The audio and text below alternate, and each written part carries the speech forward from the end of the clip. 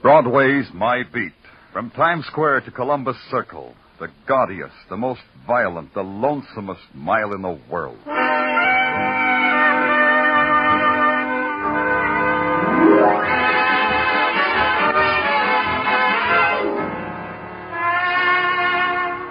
Broadway's My Beat, with Larry Thor as Detective Danny Clover.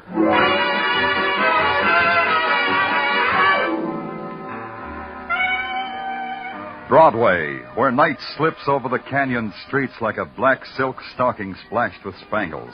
Then it's a flashy showgirl on an after-theater date.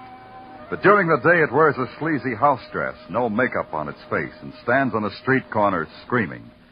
Day or night, it wears any face you're looking for. And it's My Beat.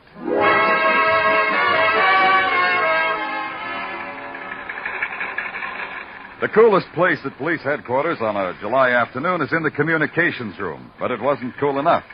Sergeant Tartaglia and I were taking turns standing under the fan. It was my turn. The sergeant walked over to a teletype machine, picked up the latest call sheet, came back. He was smiling. Oh, this heat, Danny. It's rough on the police, but fine for the law and order. The phone buzzer, Sergeant. Your number. Yeah. Sergeant Tartaglia. Yeah. Yeah, where? Yeah, got it. What time? 1:12 p.m.? Yeah, right away. What do you got, Sergeant? It was too good to last. 30 call. Homicide. Be with you in a second, Danny. Okay. Commissioner, Sergeant Tartaglia. Reporting a homicide, sir. Dodge Theater on 46th Street, Vaudeville House. Yes, sir, a performer. Right. Sergeant Tartaglia speaking. Put this on the wires. Special to squad cars 19, 22, and 69. Special to homicide. Special to chief of detectives. The special detail. Hey, wait a minute. Oh, that's you, Danny. Got it? Dodge Theater, 30 call. Performer murdered, right? Right. You squad car 47. See you. Yeah. Okay. Back to you. Special to Technical Research Laboratory. Special to coroner. To ballistics.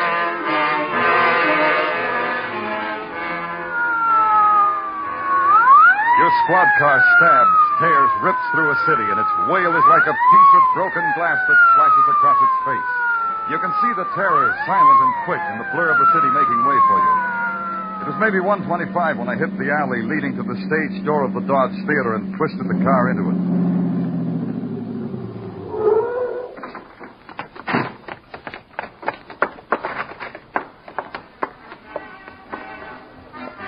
It must have been a comedy act playing in front of the heavy and stained velvet curtain. The laughter and the music from the orchestra pit cut through from the front of the theater and washed against a wall of grim and blank faces backstage. Under the naked yellow glare of a single stage work light lay a man in a glittering sequin-covered suit of tights. He lay there like some muscular statue torn from its pedestal. But the web of blood told you it was a lie. The ballistics man, the medical examiner, the photographer, the fingerprint man, technical research, all worked and moved silently, weaving their way from shadow into light and back again. Then out of the shadows, a dapper little guy named Georgie walked over to me. Danny, am I glad to see you? Hi, Georgie. How are you? These other guys, your colleagues, they're cold, very, very cold. But you're warm and friendly. Yeah, it's a hot day, isn't it, Georgie? Oh, you think so, Danny? I keep telling these guys in the front office, the air conditioning in this theater, oh, boy, it's a lie, a fable, an illusion. Rough on a house manager, huh, Georgie? No air conditioning. Now, this... You're so right, Danny. How will it look on the report when I tell the front office there was a murder act in the theater and I didn't even give it billing? Bad joke, huh, Danny? You told me better ones. Now, tell me about the man, Georgie. The, dead one? The dead one. Who? What? Maybe why? Who? He was an athlete from Vienna. He was an acrobat. His name was Prokosh, Otto Prokosh. And he was an athlete of muscle and steel. A filthy, rotten brain and a nice, clean body. No, that brings us to why. I had a reason why. Do you want to hear my reason, Danny? You lay yourself wide open that way, Georgie. Doesn't matter. I don't believe in wasting time. This I understand from having once been an usher at the Roxy. Shall I write it down? If you want to. This dead Adonis, this murdered Achilles, there's filth called Otto, making tempting noises into the ears of my wife. You don't have to answer this one if you don't want it, Georgie. Did she listen? My wife, Ruth? That you'll have to ask her herself. You'll find her in dressing room 6 right up those stairs. I'll ask her later. Now, tell me how it happened. This I wouldn't know. I was in the front office counting the house, the way a manager should. Oh? Yes, Danny, yes. And you can check on it, too. Yeah, and I will, George. Danny, you'll have to excuse me a minute. Say, has anybody seen Lee Emery come in? Has anybody seen Lee?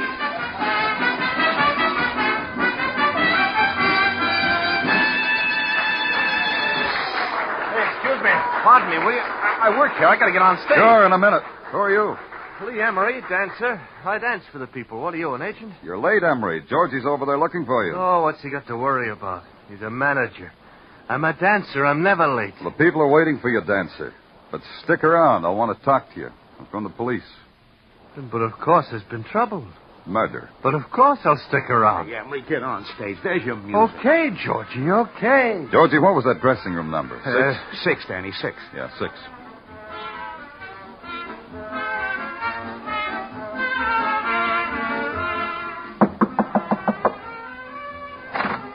Yeah, what do you... No autographs, please. I'm Danny Clover, police.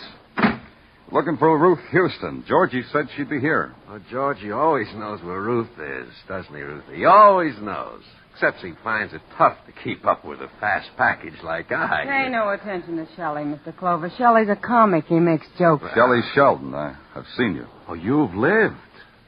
You don't have to talk to policemen if you don't want to, Ruth. I know a lawyer who says it's all right not to talk to a policeman. You take advice from this comedian, Mrs. Houston? What do you want to know? Georgie was telling me about Otto, the acrobat. He said you could tell me more. Sure, I can tell you a lot. 1, he was a beautiful man. 2, he made passes at me. 3, I loathed. Does that cover it, Mr. Clover? Maybe. Why are you at the theater today? I come down every day. I love vaudeville. Maybe it's because I make you laugh, huh, Ruthie? Girl needs a man who makes her laugh. And I'm the best. How did you feel about Otto, Mr. Sheldon? Shelley. Call me Shelley. Murder makes us all friends, doesn't it, Danny boy? Keep it formal. My suspects usually call me Lieutenant. Ah. Well, Lieutenant, I'll tell you about Otto. I hated his guts. He was egotistical, vain, selfish, arrogant, snobbish. He loved himself. No, the kind of a guy I mean.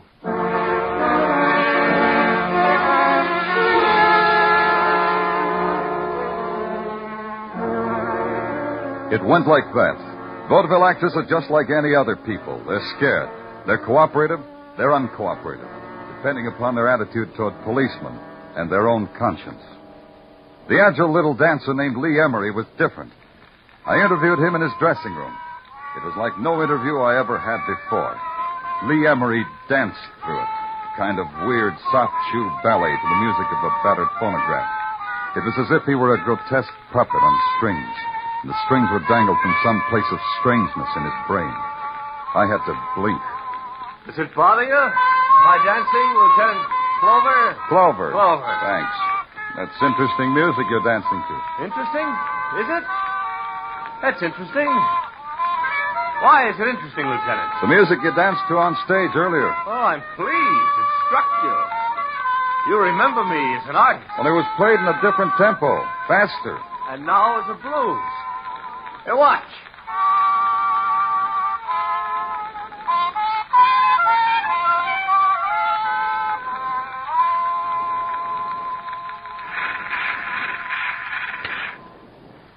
End of show, Lieutenant. Well, you're a fine dancer, Emery. Oh. Tell me, why the different tempos to your music? Doesn't it throw your performance off? Ah, not at all. You see, I had 6 records made of this music. All different rhythms. Mm-hmm. All different moods. Before each performance, I practice the one I shall do. Depends on my feeling at that moment. Oh, you don't feel good now, huh? Oh, Lieutenant, I'm in love with the world. Last night I took a walk in the Bowery. I talked with the poor, sodden fragments of humanity who people it. Now I am disenchanted. Next performance, my dancing will be a mirror of that feeling. Oh, so the orchestra conductor will play your music as blues. Uh-huh. Must be a pleasure for him to work with someone as creative as you. Thank you. Dancing, Lieutenant Clover, is an ultimate within itself. The antics, the grotesqueries of humankind distilled into classic, flawless expression. Now you say something philosophical, Lieutenant. Yeah. Try this. Did you have any reason to kill that acrobat? But of course. As a performer, he was a bum. I wished him dead. From a purely artistic standpoint, of course. But you know what, Lieutenant? Tell me. I didn't kill him. I am a coward. You have music for that, too? But of course. Would you care to hear it?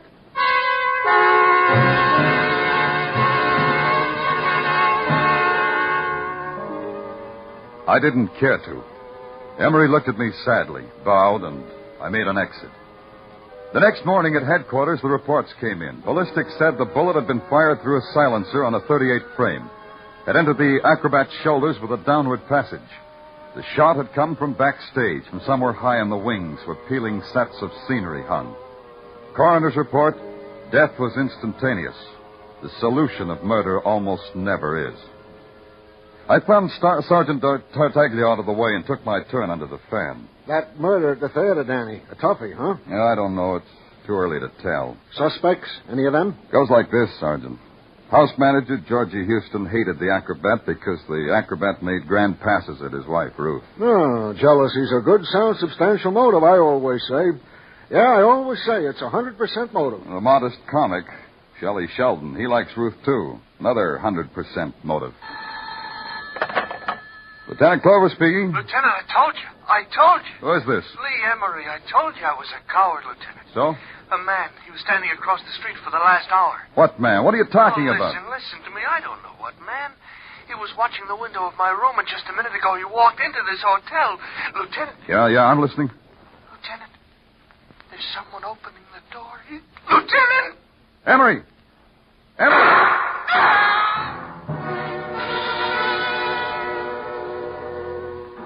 You didn't need a cop's mind to put that shot and Emery's scream together.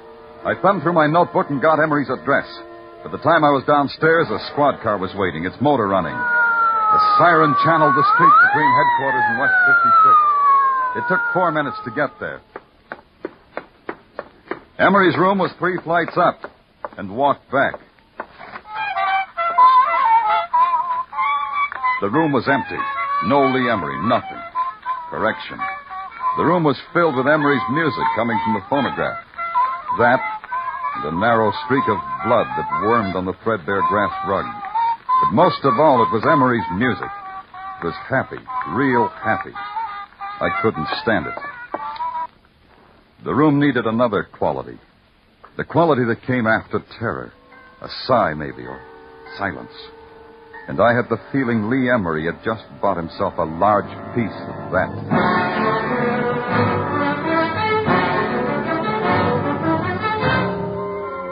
You are listening to Broadway's My Beat with Larry Thor as Detective Danny Clover.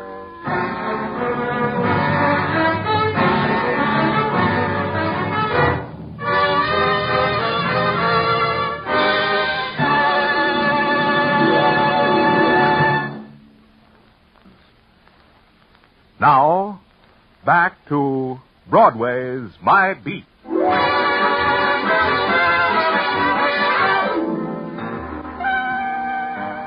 Broadway is a place that can get happy about a lot of things. A cat in a tree, a wrestler with curls who scents the ring with perfume, even by a swami who predicts the world is coming to an end by high noon tomorrow. Right now, the current happiness was touched off by a rumor that vaudeville was coming back. But I had proof positive that it was dying all over again. Item, a dead acrobat shot while opening the bill at the Dodge Theater. Item, a terrified hoofer named Lee Emery, who left only an afterimage of blood and music. Item, I had work to do. Work was routine. I called headquarters, told them to send out a missing person call on Emery, told them where I was going, and went. When I got backstage, the Dodge Theater was making ready to put on its false face for the first batch of customers. Ruth Houston was standing against a backdrop, considering the lighted end of a cigarette. When she saw me, she looked as if she could do without me. Oh, hello, Lieutenant. You want to see me? Does that make it any worse, Mrs. Houston? Frankly, Lieutenant, there comes a time in every woman's life when she doesn't feel like talking to the police. Now's the precise instant, huh? It's like this, Lieutenant. I'm being sad. I'm being sad about a lot of things. each one takes time. Yeah, but I'm afraid I'll have to interrupt the emotion. What's making you sad, Mrs. Houston? This whole thing will just wreck him. This thing of Otto's murder. Wreck who? My husband, Georgie. He had a good thing here at the Dodge. He was just going good. You get sad about Otto? I can do that, too. Otto thought he could beckon to a woman by flexing a bicep. He needed talking to. He didn't need killing. Maybe making muscles wasn't the reason he was killed. Your job to think like that, Lieutenant. Tell me this, Mrs. Houston. How buddy were you with Lee Emery? Him? Him. Lee Emery. What could Emery do for me, Dan? Is he around now? I haven't seen him. He hasn't shown up for the show. You don't know where he is. You took the words right out of my mouth. I wouldn't know where he is. I wouldn't want... Excuse me, Lieutenant. Sure. Hello? Hello? Yes? Yes, he's here. For you, Lieutenant, your office, or whatever you call your office. Thanks. Clover speaking. Danny, Tartaglia. We got him, kid. We got Lee Emery. Yeah, where'd you find him? East River Docks. Anyhow, that's where we fished him out. He's newly dead, Danny. The wet gray heat had turned into a wet gray drizzle when I arrived at the East River dock. 3 hooded cops on horseback held back a crowd whose face looked like it had a veil drawn over it. And in between the foghorns and the boat whistles, you heard the soft whinny of a horse. You couldn't quite believe it. Then a splash of blue named Muggavan, harbor police, cut through the grayness.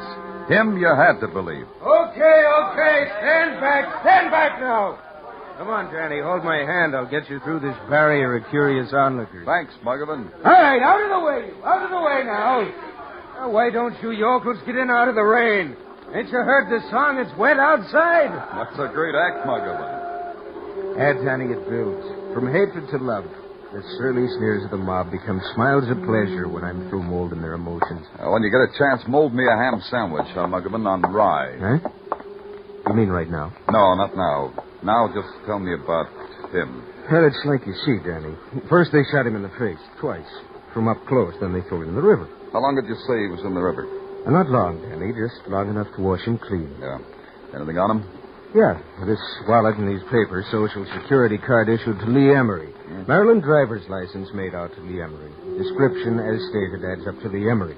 Except for complexion and color of eyes. That, naturally, we can't tell. And this initial ring with the initials L.E., that spells Lee Emery. Yeah, I've seen the ring.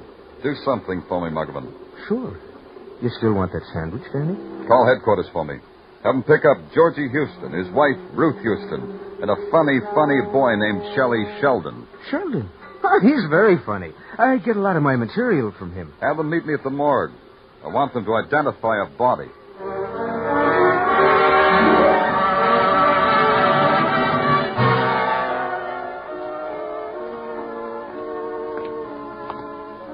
Cold place you picked for me to play a matinee, Danny boy. How do I get yaks in the morgue? I wouldn't know, comedian. You work it out. You know, this whole reminds me of a theater I once played in Des Moines. Same type atmosphere, same type audience reaction. I was making with bombs, and those hayseeds just lay there like these stiffs. Shut up, Shelley. Shut up. Haven't you got any respect? What's the matter, Georgie? The silent dead make you nervous? No, Shelley. They bring me peace. That's why I give them respect. Oh. Danny, why did you bring us up here? I want you to identify a body that was washed up in the East River. Anybody we know? That's a good question. Here we are. Oh, the figure is familiar, but the face... What am I saying? What face? What do you say, Georgie? The suit. Yeah, I recognize the suit. It's exactly the same type suit Lee Emery wore every day of his life. He had them made in pairs. He always said if you found something that made you feel good, why change it? Is that Lee Emery, Danny? Shelley, is this Lee Emery? Yeah. How do you know? The shoes, they're a dancer shoe, soft shoe type shoes, the kind of shoes a dancer like Lee Emery wears when he's doing soft shoe type dancing. Do I make it clear, Danny boy? No, I lived without you. Do you recognize this ring? Yeah, Danny. That's Lee's ring, all right. He hocked it with me once when he needed some dough. All right. That's all. You mean we can go now, Danny? Yeah, you can go back to the theater, Georgie. They'll need you. Now, wait a minute, Danny boy. It's not that easy. I've got a twist. I'd like to ask you some questions. I thought you'd have some. I'll try to answer them, Mr. Sheldon. Lee Emery, the boy in the box, he was murdered, huh? We think so, Mr. Sheldon. That means you suspect that maybe Georgie or me murdered him. Could be, Mr. Sheldon. This is the snapper, policeman. What makes me rate so high in your favor? There are others who were involved with Lee Emery. Like who, Mr. Sheldon? Like any of the other people at the Dodge Theater. Like Ruthie, the wife of Georgie. Who are you, lousy Take your speaking? hand. Hold it, Georgie. I'd like to answer, Mr. Sheldon. The cop, Mr. Sheldon, looks for motive. A good motive for killing the boy in there would be that he knew who killed Otto, the acrobat. That could be you, Georgie, or Ruth. By the way, Georgie, where is Ruth? I've been waiting for you to tell me why she isn't here. Why, she was at the theater last time I saw her. Why? She's not there anymore, Georgie. The boys upstairs tell me she's not anywhere. Maybe you can help the boys upstairs, Georgie. Danny, you mean you can't find her? You mean the whole police department can't find her? Danny, you've got to find her. You've got to. We will, Georgie. We will.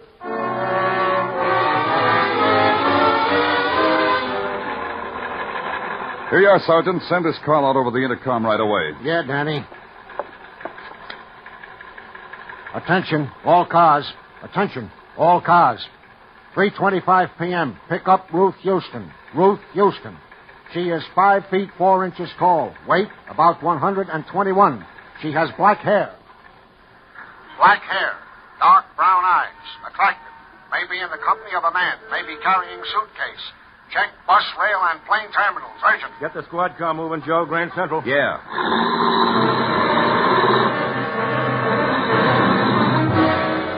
Patrolman Michikov calling precinct headquarters at 3:45 p.m. Nothing that... Huh? Yeah. 5-4, 121 black hair. Yeah, I got it.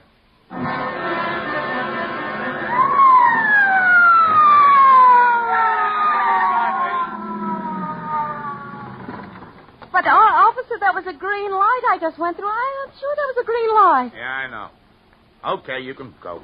I don't understand. Now you say I can go. Why? Because your eyes aren't brown.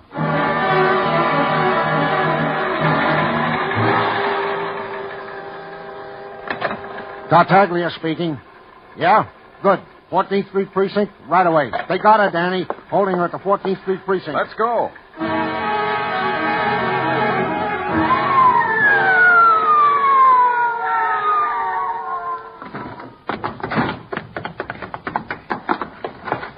Hello, officer. Where is she? In there with the matron. Nice work, fella. There she is, Danny. You can go home, miss. You're not the right Ruth Houston.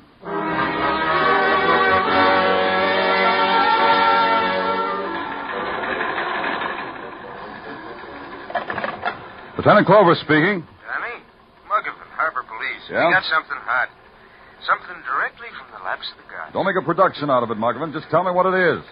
Ruth Houston. Does the name bring a smile to your lips, Danny? Come on, Muggavan. What's the story? As follows. I was in a coffee joint on the pier, like I always am at 9 p.m., so I can talk to my friend Marty Udenfreud, the cab driver whom I befriended. We talked. And routinely I tell him this description of one Ruth Houston. Okay so far, Danny? Muggavan, the night's so long and lonely in Flatbush. What about Ruth Houston? Well, Marty has her for a fare about 7:30. Takes her to a pier on the Hudson River. How did he know she was Ruth Houston? Oh, she was a looker. The description tallies and the initials on her suitcase was R.H. Go on. Then she gets on a boat. The good ship Christina, a freighter. Great. Hold that boat, Muggavan. Don't let it move.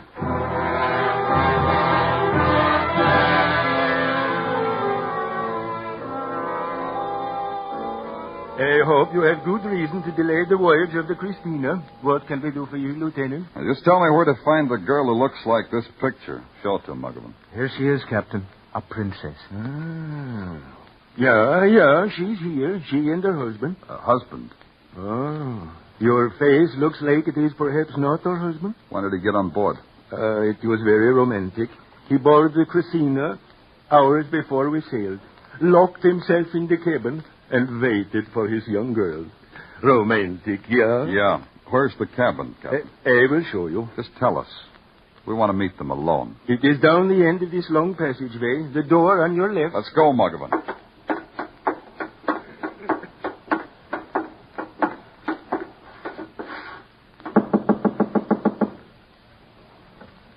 Who is it? It's Danny Clover, Mrs. Houston. Open up. Open up. Get back. Get back. Yeah. Looks like the little lady don't want to see us. Looks like I'll have to open the door from this side.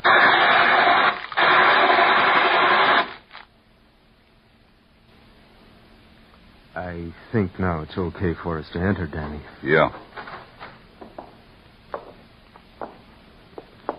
I heard her, Danny. Let me see. It's not too bad. Go get the captain. He'll know what to do. Yeah.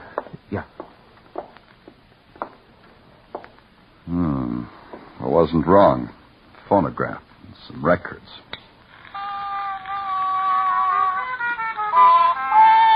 All right, Emery. Come out. I know you're here. Sure, Lieutenant Clover. I was coming anyway. That music attracts me. I thought it would. You okay? Sure. I ducked into the washroom when you started shooting back. Ruth's hurt, though, isn't she? Yeah. I'll take your gun. Here. You're clever, Lieutenant Clover. You're an artist. Only because you made a mistake. Play me my mistake. You shot that man's face away. It leaves more than just that trickle of blood you arranged in your room. But you know about things like that, Emery. Who was he? He was nothing. An absolute nothing. A zero. An empty circle. I knew you'd figure it that way. You told me you walked the Bowery for art. You walked it to find a derelict who was the same size, the same build as you. That was his only use, you figured. So you used it. You killed him. You thought I believed you were dead. That leaves Otto, the acrobat. Why should I have killed a useful man like Otto? Ruth being here tells me that, Emery. Otto liked her, too. Competition from a man like Otto frightens two lovers like you. So you killed him. But of course. I said you were an artist. Now, if you'll pardon me, Lieutenant Clover.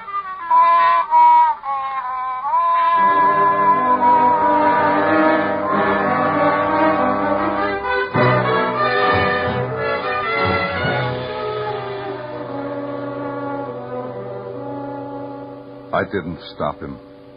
It needed a touch like that. Emery's dancing to a dirge. This time he danced as if the puppet strings from his brain had been cut away and the madness was complete. When Muggavan came back with the captain, they stopped in the splintered doorway and stood there. Just stood there. But in a little while, the dance was over.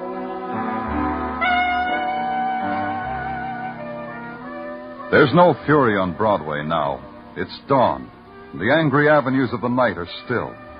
But in a few hours, it'll renew itself, the bang and the clatter and the rack and roar and the voice. Because it's Broadway, the gaudiest, the most violent, the lonesomest mile in the world. Broadway, my beat.